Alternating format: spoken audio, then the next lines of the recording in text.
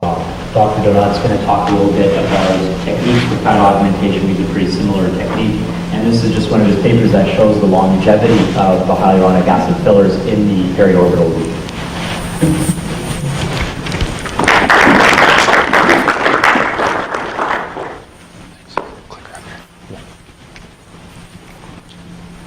Thanks, Jamil, and I want to thank the organizers, Dr. Langston, Batniji, and Lamb for inviting us to speak. So I just wanted to touch on the fat transfer approach to periorbital rejuvenation. Very similar, obviously, to synthetic fillers, but offers an alternative for patients who are looking for a very natural approach and perhaps a more durable approach for the periorbital region. And as Jamil mentioned, so this was a 3D study that I did with Drs. Glassgold, Robert and Mark Glassgold, where we showed for retention of about 85% at 14 months for filling of the tear troughs with a particular HA filler.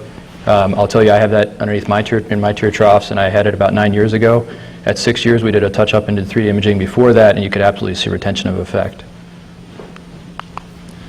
So the typical areas that we will address, just kind of broken down into supraorbital rim, one of the areas that I really have enjoyed treating more and more over the years, being a little bit more aggressive with, and of course infraorbital rim, medial and lateral deep, anterior and lateral cheeks, and as Jamil was mentioning, the temples are nice to allow to give you blending of the effect. This patient's actually marked for an upper lip blepharoplasty. I'm not actually filling that area. So advantages of fat versus fillers. You can achieve much of the same result, of course. The advantage for your patients who are looking for a natural alternative and a more durable alternative are strong. There's no Tyndall effect. Those of us who do a lot of tear trough filling will see that if you want to get a perfect result in everyone, you frequently have to really kind of push that superficial filling a little bit, and you can get a Tyndall effect. I can see in certain lighting underneath my eyes a very little bit of bluish effect, but it doesn't bother me. And if it did, we could reverse it with white ACE, but the flip side is fat transfer doesn't give you that. Possible stem cell effect, that's quasi-debatable, but at a year out, typically you see some improvement of the skin quality. And it is easily combined with other procedures, blepharoplasty, as most of the results I'll show you have been combined with. Disadvantages, the downtime. So where fillers might give you a couple of days of downtime, fat transfer will give you a couple of weeks of downtime. If that's okay for your patient population, that's great, but a lot of times there are patients who work full-time and they only have a week off, not the best procedure for them if they can't work from home. It's not perfect predictability. The Glassgolds did a study, which again with 3D imaging, which showed about a 32% retention, but a range of, with the fat transfer, and a range of 10 to 80%, so that's quite a big range, of course. I've not seen that to be as much the case. In older patients, it does seem to be less durable, and PRP has been a little bit helpful for that in a touch-up setting for me. In my hands, about 5 or 10% will request a touch-up. I don't charge for a touch-up, but the other challenges in a particularly thin patient, I'll show a gentleman who we had to harvest from the buttocks instead of from the typical belly, waist, or thighs, and so we were limited in the amount of filling that we could achieve. And older patients as well tend to have poor retention as well with unstable body weight. So if a patient is not stable with their body weight, then at a year or two out, if they gain weight, of course, the fat that we transfer will grow. Conversely, if they try to gain, if they're a thin patient, they try to gain weight for the procedure, and then they go back to their usual body weight through their typical exercise and cutting out the McDonald's again, that's just going to go away, and so I advise them not to change their diet or exercise habits for it. One disadvantage is that it's durable, so you have to be careful with not overfilling and taking time to do it carefully with lots of little passes and evenly spreading it out. So just real briefly, we do the technique that I was trained in with Drs. Glassgold and adapted from Coleman, so 10 cc syringe, gentle back traction, and for the harvest, we process it by centrifugation. There's debate about whether centrifugation versus rolling with a Telfa gauze is better. This is just what works for us, and it transfers into 1 cc syringes, and you're ready to go. I inject usually with a 0.9, 1.2 millimeter cannula, multiple planes and multiple vectors, and small amounts. It's about 2 to 3 passes per 0.1 cc for most areas. more like 4 to 5 passes per 0.1 cc of injection in the periorbital area, particularly infraorbital rim, to try to minimize chance of irregularities. And again, inject only on withdrawal, particularly in the regions of the vascular foramina or notches. Some advise hugging the periosteum, particularly in the infraorbital rim area. I don't do that. My concern is that if there's a notch, you may inject intravascularly.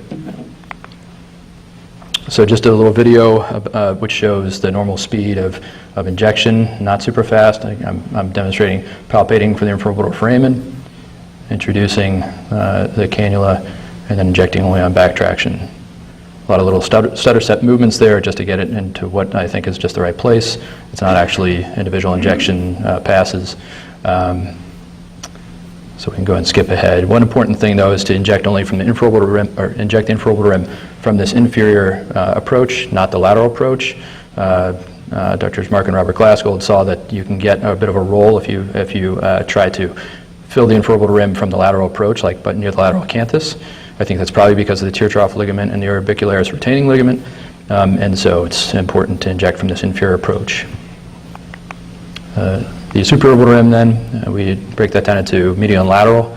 Can't quite get the entire thing from one approach, but you can inject from the lateral approach for the supraorbital rim because of the difference in anatomy here versus the lower lid. So again, feeling with your non-dominant hand to protect, both feel where you are, and in this case, we're not really feeling for foramina, but just feeling for where we are, injecting right along the upper lid crease we're trying to create. Dr. Robert Glassgold mentioned parallel lines, trying to create parallel lines between the exposed pretarsal lid skin and the new volume just above that from the sort of infrabrow skin. So if we can play that one just briefly. Again, lateral approach can be done for the supraorbital rim, whereas you don't want to do that for the infraorbital rim. And we typically blend that into the temple. So we can go ahead and skip ahead there. Great. And so just a few examples. I thought it'd be instructive to have numbers that we typically use that have served me well over the past 9 years or so in a few hundred cases and have kept me out of trouble. So this is a patient who I felt had fairly mild atrophy, already had pretty good skeletal definition, and so we only did relatively lower volumes for us, along with a deep plane facelift. So she had what's typical is 1 cc medial and lateral deep infraorbital rim and 1 superficial. If you're just getting started and you just want to stick with 1 cc medial and lateral deep, that's very safe. And then extending into the superficial as you get more comfortable with it. 3 cc's for anterior cheek, 2 for the lateral for her. I typically would do 3 for lateral, but she already had pretty good definition. And I did just a little bit at the lateral acanthus.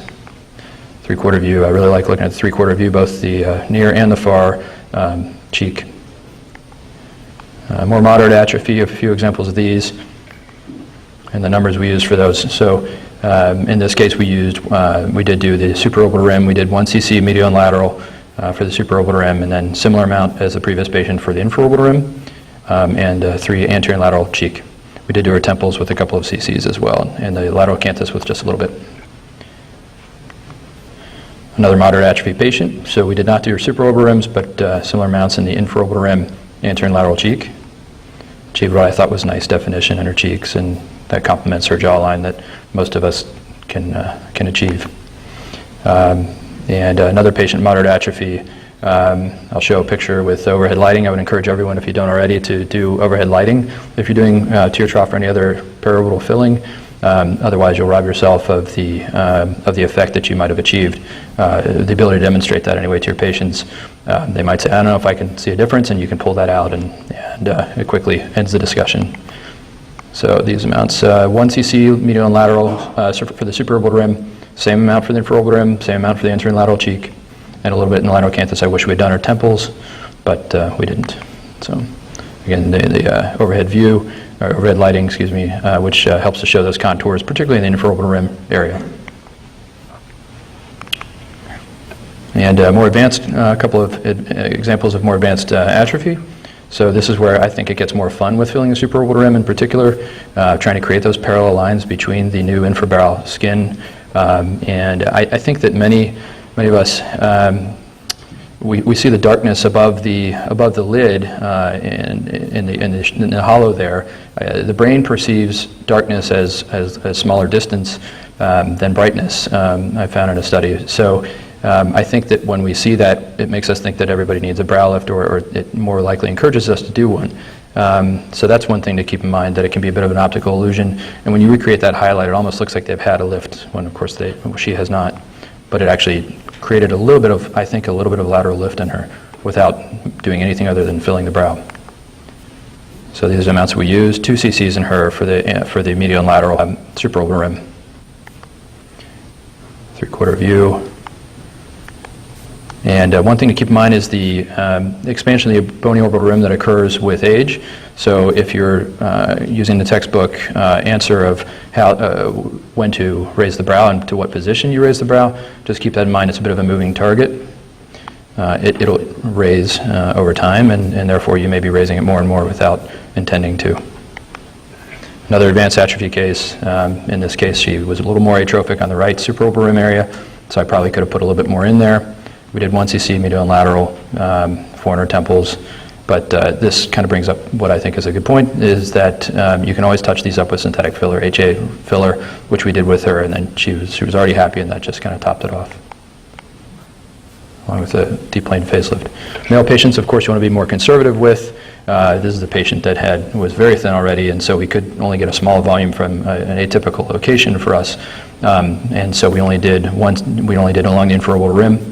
But nonetheless, we preserved his masculinity. We just took away the dark hollows with both a transconjunctival lower bleph and limited fat transfer.